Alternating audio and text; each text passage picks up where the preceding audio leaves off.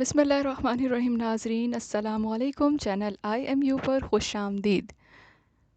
बहैसियत मुसलमान हम ये जानते हैं कि तमाम चरिंद परिंद और नबातात अल्लाह पाक की इबादत करते हैं। बचपन में जब कभी सुबह के वक्त हमारे आंगन में चिड़िया चहचहाती थी तो नानी कहा करती थीं कि ये अपनी ज़बान में अल्लाह की इबादत कर रही हैं।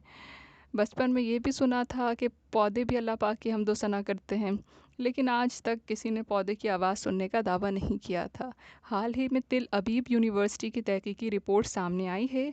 ये रिपोर्ट मारूफ साइंसी जरीदे सेल में शाया हुई।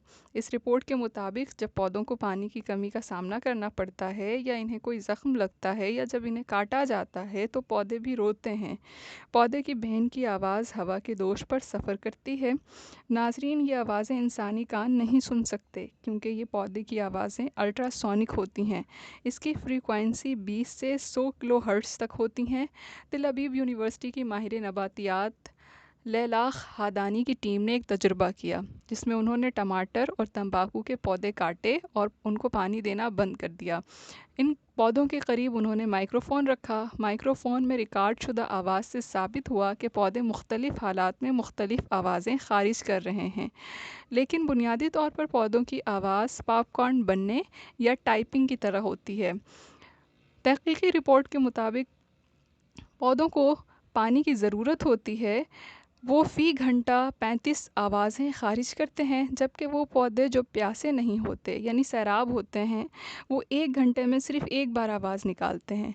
नाज़रीन, इस तहकीकी रिपोर्ट ने बड़े बड़े माहिरीन की तवज्जो अपनी जानिब खींच ली है।